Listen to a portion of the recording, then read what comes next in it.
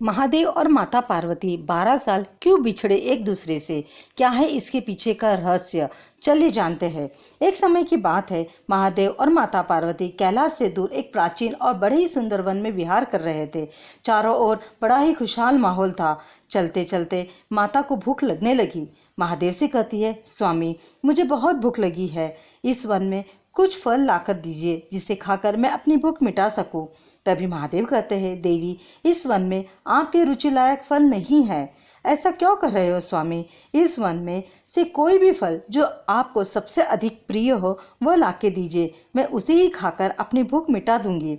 तभी महादेव वन में एक पुराना बेल का पेड़ था, वहां ले गए और उन्हें बेल का फल लाकर दिया। माता अति प्रसन्न हो गई और बोली, इतना सुंदर फल? तभी महादेव कहते हैं, देवी इस फल की सुंदरता पर मत जाओ, हो सकता है यह बिल्कुल खाने लायक न हो। स्वामी ऐसा कुछ नहीं, आप मुझे फल खाने दीजिए बस। और जैसे ही खाने के लिए फल तोड़ती है, उसमें से एक नाग निकलता है। माता डर कर फल फेंक देती है। दूसरा फल में से भी नाग निकलता है, तीसरा फल वही नाग निकलता है। तभी माता कहती है, स्वामी मुझे पता है आपके लिए कुछ भी असंभव नहीं है, पर एक भूखे व्यक्ति को इस तरह परेशान करना भी ठीक नहीं। महादेव कहते हैं, मैं कुछ भी नहीं कर रहा हूँ देवी, इस पेड़ को गणेश ने श्राप दिया था। क्यों स्वामी? माता कहती है, देवी पहले यह पेड़ फल नहीं देता था, पर गणेश से वरदान रूप में फल प्राप्त हुआ और बदले में एक व्रत करने का वादा किया, पर जैसे ही फल प्राप्त हुआ पेड़ ने वह व्रत पूरा नहीं किया। क्रोध में आकर गणेश ने इस पेड़ को श्राप दे दिया। तब से आज तक यह ऐसा ही है। तभी माता कहती है, स्वामी मैं वो व्रत पूरा करूंगी और इस पेड़ को श्राप मुक्त कर दूंगी।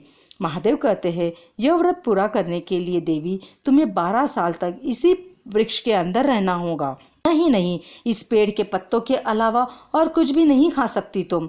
माता ने कहा, मुझे स्वीकार है। तभी भोलेनाथ कहते हैं, इस संपूर्ण संसार में तुम्हारे अतिरिक्त यह व्रत और कोई नहीं कर सकता।